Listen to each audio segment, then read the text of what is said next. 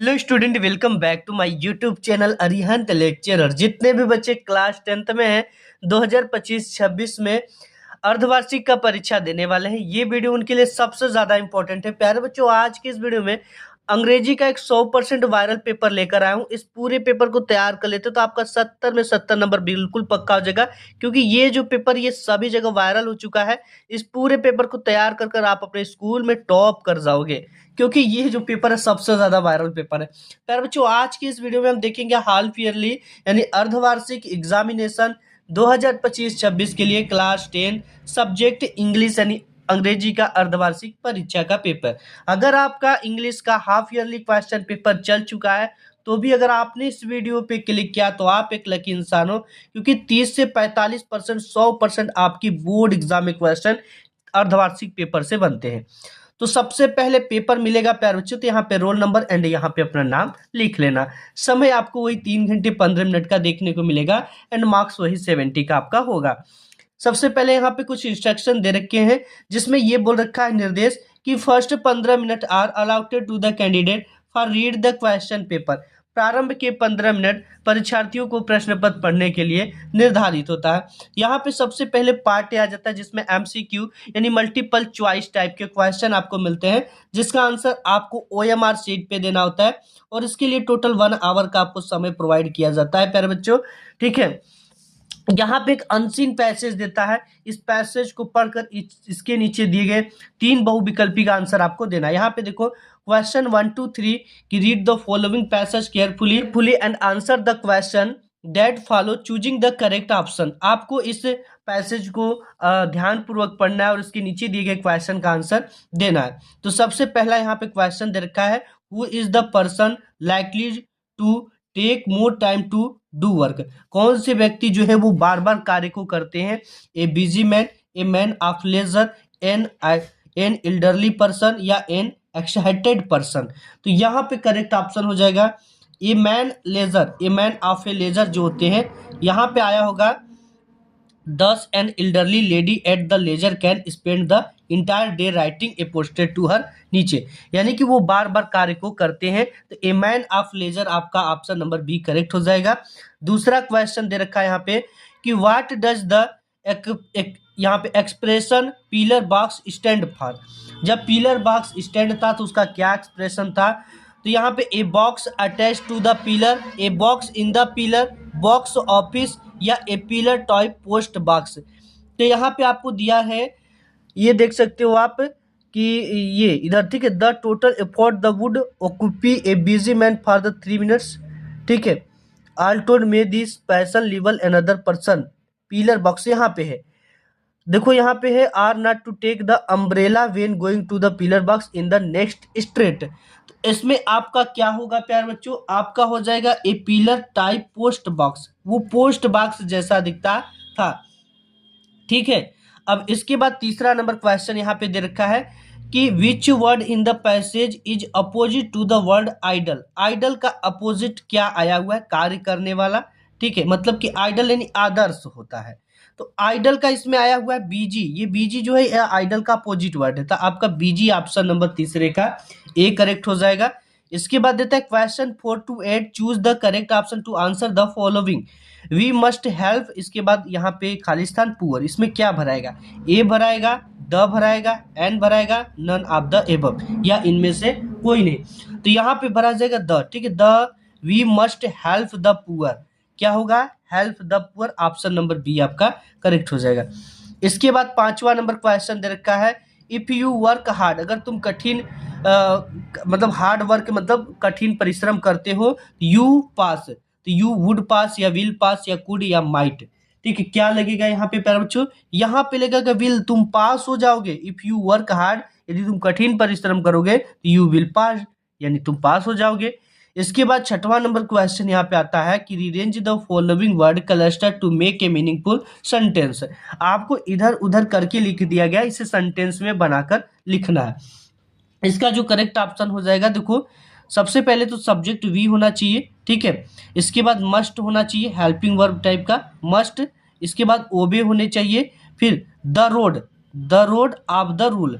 ठीक है, of the rule जो है वो लास्ट में होना चाहिए। We must obey the road of the rule. ठीक है, हमें जो रोड के रूल है उसे जरूर से जरूर फॉलो करना चाहिए। ऑप्शन नंबर डी आपका करेक्ट हो जाएगा छठवें का। ठीक है, सॉरी, यहाँ पे छठवें का आपका we must obey the rules of the road, ये वाला नहीं, ये करेक्ट होगा सी। ठीक है, we must obey the rules of the road, ये वाला करेक्ट होगा ऑप्शन नंबर सी। ठीक है, ध्यान देना थोड़ा सा।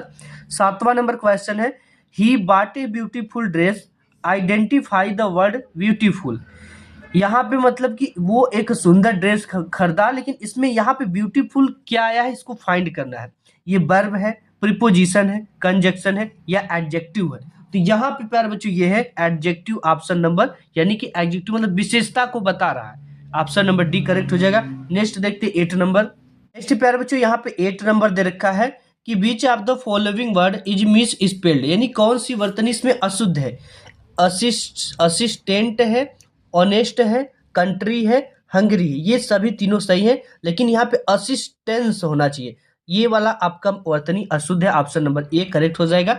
इसके बाद यहाँ पे देता है कि question 9 to 10 read the passage carefully and choose the correct option to answer the following question. आपको इस पैसेज को ध्यानपूर्वक पढ़ना है और इसके नीचे दिए गए क्वेश्चन को आपको हल कर मतलब कि करेक्ट ऑप्शन को सेलेक्ट करना है। यहाँ पे 9 नंबर क्वेश्चन है, the moment the letter fell into the mail box who went to open it.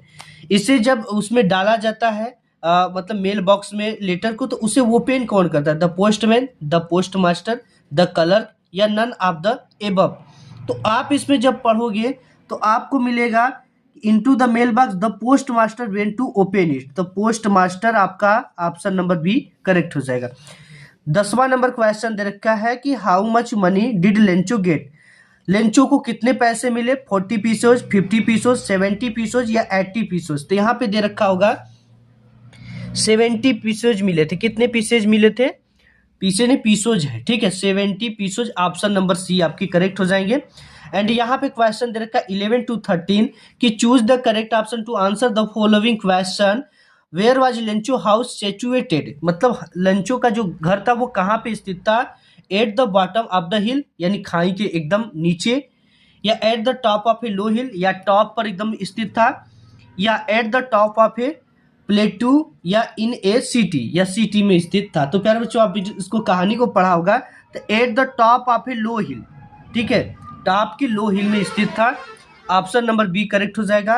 12 number question दे रखा है कि व्हाट वाज, यहाँ पे गौतम बुद्ध अर्ली नेम, उनका अर्ली नेम क्या था। सिद्धार्थ था, साधु था, सिद्धार्था था या सिद्धार्थ था। तो इसमें करेक्ट ऑप्शन आपका क्या हो जाएगा, सिद्धार्था था। ऑप्शन नंबर सी करेक्ट हो जाएगी। 13 नंबर क्वेश्चन दे रखा है कि विच party did the Mandela join. Mandela किस पार्टी को ज्वाइन की, इंडियन नेशनल कांग्रेस या अफ्रीकन नेशनल कांग्रेस या नेशनल अफ्रीकन पार्टी, या he did not join any party, या उसने किसी पार्टी को भी ज्वाइन नहीं किया। तो वो अफ्रीकन नेशनल कांग्रेस पार्टी को ज्वाइन किया था। ऑप्शन नंबर बी आपका करेक्ट हो जाएगा। 13 नंबर में a African National Congress, option number B correct हो जाएगा। इसके बाद यहाँ पे देता है क्वेश्चन 14 से 15 कि read the given extract and choose the correct option to answer the following question. आपको इस पैसेज को पढ़ना है, इस पद्यांश को पढ़ना है और इसके नीचे दिए गए क्वेश्चन का आंसर देना है। तो यहाँ पे 14 नंबर क्वेश्चन दे रखा है who was sitting on the tree, यानी कि पेड़ के नीचे कौन बैठा है। क्रो बैठा है, पैरोट बैठा है, स्पैरो बैठा है या पिजन बैठा है। तो यहाँ पे क्या बैठा है ये देख सकते हो, क्रो। तो ऑप्शन नंबर आपका 14 का ए जो है वो करेक्ट हो जाएगा। ठीक है, अब इसके बाद 15 नंबर क्वेश्चन है कि where was the poet standing. Poet जो है वो कहाँ पे खड़ा है, under a neem tree, under a hemlock tree, under a peepal tree या नन ऑफ द एबव। तो यहाँ पे बच्चों जो ये खड़ा है वो अंडर ए हेमलॉक ट्री। ठीक है, किस ट्री के नीचे, अंडर ए हेमलॉक ट्री। यहाँ पे 16 नंबर क्वेश्चन है 16 से 20 कि choose the correct option to answer the following question. आपको इसमें से करेक्ट ऑप्शन चुनना है। 16 नंबर क्वेश्चन है कि व्हाट वाज भोली रियल नेम। भोली का जो था रियल नेम क्या था, प्रिया था, गीता था, सुलेखा था कि सीता था। तो सुलेखा था, ऑप्शन नंबर सी करेक्ट हो जाएगा। भोली वाला जो पार्ट पढ़ा उससे पता होगा। 17 नंबर क्वेश्चन है कि हु वाज ट्रिकी। ट्रिकी कौन थी, ए कैट था, ए मंकी था, ए डॉग था या ए रैबिट था। तो यहाँ पे प्यारे बच्चों ए डॉग था, ट्रिकी क्या था, एक कुत्ता था। नेक्स्ट देखते हैं 18 नंबर क्वेश्चन यहाँ पे दे रखा है कि what did Hari Singh want from Anil. ठीक है, हरी सिंह जो था वो अनिल को क्यों चाहता था, वर्क के लिए, मनी के लिए, होम के लिए, या इटेबल यानी उसे खाने के लिए। तो प्यारे बच्चों खाने के लिए तो चाहेगा नहीं, उसे वर्क के लिए चाहता था। ऑप्शन नंबर ए आपका करेक्ट हो जाएगा। 19 नंबर क्वेश्चन की Ebright was born in. Ebright का जो जन्म हुआ था वो कहाँ पे हुआ था? लायरपूल में हुआ था, लंदन में हुआ था, रीडिंग में हुआ था, या ऑक्सफोर्ड में हुआ था? ये हुआ था रीडिंग में। ऑप्शन नंबर सी करेक्ट हो जाएगा। 20वां नंबर क्वेश्चन है कि मार्टी टल्डा हस्बैंड वाज। मार्टी टल्डा का जो हस्बैंड था वो कौन था? ए मिनिस्टर था, ये बिजनेसमैन था, ऑन ऑफिसर था, ये पेटी कलर का था। ठीक है, तो ये जो था एक तरह का ए पेटी कलर का था। ऑप्शन नंबर डी आपका करेक्ट हो जाएगा। यहाँ से प्यारे बच्चों आ जाता है रीडिंग। ठीक है, पार्ट भी जिसमें मिलता है रीडिंग टाइप के क्वेश्चन, इसके आंसर आपको आंसर शीट पे दिए जाने होते हैं। यहाँ से आपको 2 आवर का समय मिलता है। ठीक है, ये दे रखा है कि पहला कि read the following passage and answer the question that follow. इसको पढ़ना और इसके नीचे दिए गए क्वेश्चन का आंसर आपको देना है। यहाँ पे पहला क्वेश्चन की what role does poverty play in the education of girls. जो पॉवर्टी थे यानी कि जो पिछड़े हुए लोग हैं वो मतलब कि गर्ल्स को शिक्षा नहीं देना चाहते थे। क्यों? क्योंकि देखो वो शिक्षा इसलिए नहीं देना चाहते तो वो जानते थे कि दे स्टे एट होम, वो घर पे रहे, because their parents believe that the kind of education on offer is not appropriate. ठीक है, मतलब कि हमारे लिए जो शिक्षा है वो ऑफर नहीं है फॉर दियर डॉटर, उनके पुत्री के लिए। आर या तो because they feel the risk, या तो वो रिस्क फील करते थे। ठीक है, और इसके साथ ही साथ girls from the poor family थी। ठीक है, और उनके पास बढ़िया क्लॉथ भी नहीं था। Its their cloth are torn girls, उनके पास अच्छे कपड़े नहीं थे, इसलिए जो थे वो ये लोग गर्ल्स को एजुकेशन या नहीं कराते थे। बी नंबर दे रखा है who are the person who case harassment to school going girls. जो गर्ल्स गोइंग स्कूल जाती थी उनको कौन हरासमेंट करता था, उन्हें प्रताड़ित कौन करता था, दुख कौन देता था? तो यहाँ पे जब आप पढ़ोगे तो आपको मिलेगा। ठीक है, कि उसके जो साथी थे वही हरासमेंट करते थे। देखो यहाँ पे है यहाँ पे is not appropriate for the girls daughter are risk big to great. यहाँ से those risk are real girls are sexually harassment. ठीक है, उन्हें मतलब अश्लील परेशान किया जाता था। Sometimes by their fellow student, उनके साथ पढ़ने वाले स्टूडेंट, आर वे स्ट्रेंजर, और कुछ अजनबी लोग, as they walk down to school जाते समय उसे परेशान करते थे, अश्लील हरकतें इशारे किया करते थे। ठीक है, उसके साथ पढ़ने वाले बच्चे भी किया करते थे। तो आप लोग भी ऐसे गर्ल्स को मत परेशान किया करो जो इस तरह से स्कूल जाती, क्योंकि वो भाई दिल की कमज़ोर होती है, दिलों से सोचती हैं, शायद स्कूल जाना ही बंद कर दे। ठीक है, तो ऐसा आप मत किया करो। हालांकि लड़कियां भी आज के समय में मजबूत है, लड़कों से कम नहीं है, मारपीट तक देती हैं। अब यहाँ पे है what are the reason why the parents do not send their daughter to school thought they want to them to be educated. उनके देखो सोच में क्या क्षमता थी, वो अपनी स्कूल बच्ची क्यों नहीं भेजते थे? क्योंकि उसके जो फेलो थे वो उनका हरासमेंट किया करते थे। ठीक है, और जो उनके पास अच्छे कपड़े नहीं थे, वो पुअर फैमिली से बिलोंग भी करते थे। अब इसके बाद यहाँ पे डी नंबर है कि which word in the passage means keep in place. Keep in place का इसमें क्या मतलब आया हुआ है?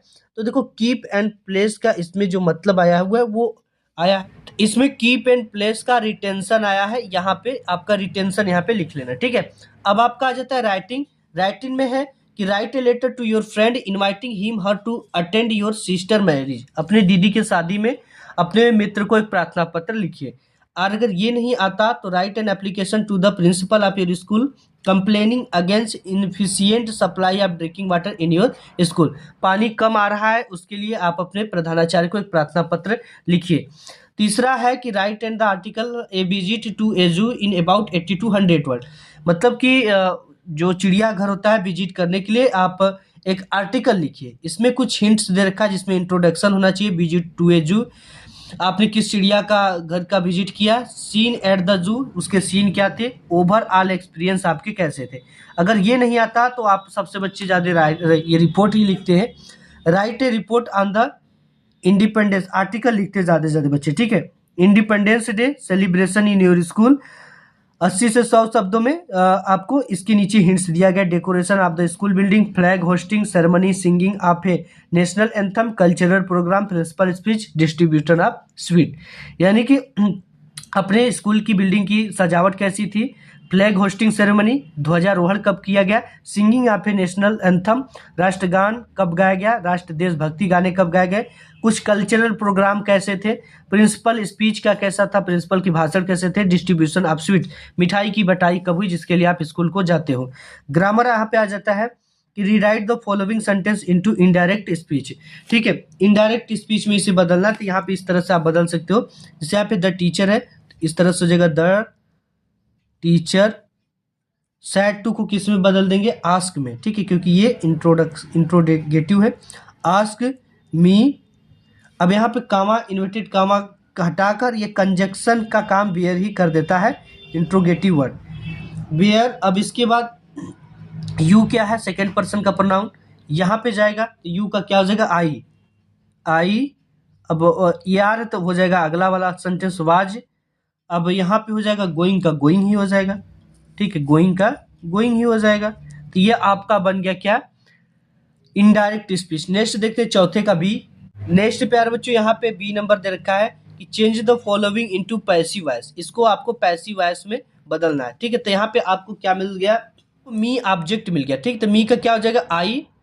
आई, इसके बाद यहाँ पे एम लग जाएगा, आगे वाला सेंटेंस इसके बनता है क्योंकि ये पास्ट, ये है प्रेजेंट वाला। ठीक है, present tense. He I am always helped, always help. अब ये इसका थर्ड फॉर्म लगेगा, तो थर्ड फॉर्म हो जाएगा हेल्प, हेल्प। इसके बाद बाई, ही का हो जाएगा him. I am always help by him. ठीक है, हमारे द्वारा हर समय मदद किया जाता है। अब इसके बाद पंचुएट द फॉलोइंग है, तो यहाँ पे देखो क्या करना है, चीज़ों को कैपिटल लिखना है। जैसे यहाँ पे देखो सी दे रखा है, ये the teacher said to me. ठीक है, इसके द्वारा कही गई सारी बातों को कामा, इन्वर्टेड कामा में लिखना है और द टीचर को कैपिटल से सबसे पहले द को लिखना है।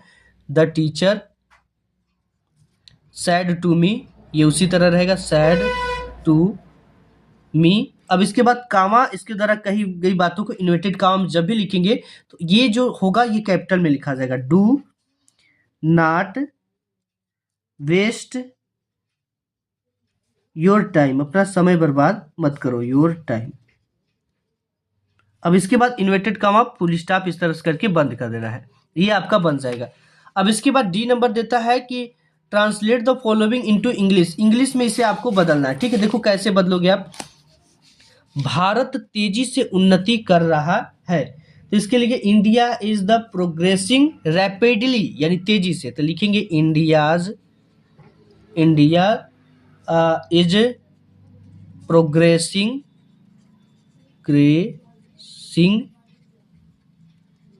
प्रोग्रेसिंग रैपिडली, तेजी से का क्या लिख देंगे, रैपिडली। ठीक है, रैपिडली हो जाएगा। अब इसके बाद यह एक प्रगतिशील देश है, तो यह के लिए क्या, यह इंडिया के लिए आया, तो it is a progressive country. ठीक है, प्रगतिशील का मतलब प्रोग्रेसिव कंट्री। ठीक है, अब यहाँ पे जनसंख्या और बढ़ती कीमतें बड़ी समस्याएं हैं, तो इसके लिए लिखेंगे पॉपुलेशन एंड रीजिंग प्राइस, यानी बढ़ती हुई रेट है, लिखेंगे यहाँ पे पॉपुलेशन एंड रीजिंग प्राइस, यानी बढ़ती हुई कीमतें, रीजिंग प्राइस। ठीक है, रीजिंग प्राइसेस कीमतें हैं, प्राइसेस आर समस्या का मेजर लिख देंगे, मेजर प्रॉब्लम, बहुत बड़ी समस्या, प्रॉब्लम, ये हो गया। ठीक है, अब यहाँ पे है यदि हम इन्हें नियंत्रित कर लें तो हमारा देश महान बन सकता है, तो लिखेंगे इफ वी आर कंट्रोल,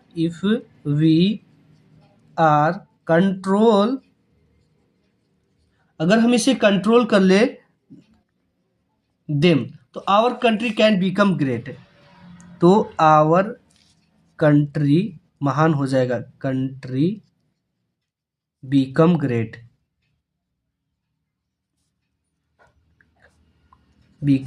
ठीक है, इस तरह से बन जाएगा। ठीक है, ये पूरा आपका बन गया ये इनडायरेक्ट, ये सॉरी ट्रांसलेशन इसका हो गया। अब यहाँ पे आ जाता है लिटरेचर। लिटरेचर में 5वां नंबर क्वेश्चन दे रखा है, answer the following question in about 30 से 40 वर्ड ईच। 30 से 40 शब्दों में इस क्वेश्चन का आंसर देना है। Why was Lencho angry when he receive the letter, तो वो जब लेटर रिसीव करता है तो गुस्सा इसलिए हो जाता है क्योंकि उन्होंने 100 की मांग की थी और उसमें 70 ही मिला था। अगर ये नहीं आता, what according to Mandela is true freedom. What according to the Mandela is true freedom, मतलब मंडेला के अनुसार सत्य स्वतंत्रता क्या थी। बी नंबर क्वेश्चन की, what does Anne Frank think that paper has more patience that then people. ठीक है, जो अनी फ्रैंक थी वो क्या सोचती थी, पेपर हैज मोर पेशेंस। ठीक है, बहुत ज़्यादा पेशेंस जो थी, धैर्य थी उसके लोगों में। और अगर ये नहीं आता तो आप इसे भी कर सकते हो, how do the people of Coorg differ from the Hindu mainstream. 6वां नंबर क्वेश्चन यहाँ पे दे रखा है, आंसर एनी वन, किसी एक का आंसर देना है, फॉलोइंग इनटू अबाउट 60 वर्ड, यानी लॉन्ग टाइप का क्वेश्चन है, 4 नंबर का है। इन दोनों में से किसी एक का आंसर आपको देना है। Do you think Wali enjoyed her first बस राइड। क्या सोचते हो जब वली जो थी वो अपना फर्स्ट बस की राइड जो थी वो इंजॉय कर रही थी। Give example from the lesson to support your answer, कुछ एग्जाम्पल दो अपने सपोर्ट में। अब इसके बाद बी नंबर है, आप या तो इसको करो या तो इसको करो। Why was Kisa Gotami in so much grief, what did she learn in the end. जो किस्सा गौतमी थी वो क्यों दुखी थी और वो लास्ट में क्या सीखी, क्योंकि उसका पुत्र मर गया था और उसको जो गौतम बुद्ध थे वो बताया कि किसी ऐसे घर से सरसों के दाने लाओ जहाँ पे आज तक कोई मृत्यु ना हुई, तो उसे कोई ऐसा घर नहीं मिला था। 7वां नंबर क्वेश्चन है कि why does the poet hold with those who favour fire. अगर ये नहीं जानते हो तो आर में इसे भी कर सकते हो, right 4 lines of any poem prescribed in your syllabus. सबसे ज्यादा बच्चे यही करते हैं, 4 लाइन का कविता आपको तैयार कर लेना है। Do not copy the lines given in the question paper, question paper में दिया गया कॉपी आपको नहीं करना है जो कविता दिया गया है। 8वां नंबर क्वेश्चन की, write the central idea of any one of the following poems. इसमें से किसी एक का सेंट्रल आइडिया लिखना है। A tiger in the zoo, dust of snow, the tree, किसी को भी तैयार कर लो। ठीक है, 3 नंबर का आता है, ज्यादा नहीं आता है, आपको लगभग 40 वर्ड लिखना होता है। 9वां number question, answer any one of the following in about 30 to 40 word, 30 से 40 शब्दों में देना है किसी एक का आंसर। ठीक है, who was the responsible for the poor condition of tricky. ठीक है, ट्रिकी के पुअर कंडीशन के लिए कौन जिम्मेदार था। बी नंबर दे रखा है कि what were the reason for the Matilda unhappiness. Matilda के अनहैप्पी मतलब खुश ना होने का क्या कारण था। अब 10 में से किसी एक का आंसर देना है, answer any one of the following in about 60 word. Give a character sketch of Matilda, या तो आप describe the role of Bholi teacher in her life. ठीक है, उसके लाइफ में उसके टीचर का क्या रोल था आपको इसके बारे में बताना है। ठीक है, तो आज की इस वीडियो में बस इतना ही, मिलूंगा एक नेक्स्ट वीडियो में, तब तक के लिए धन्यवाद।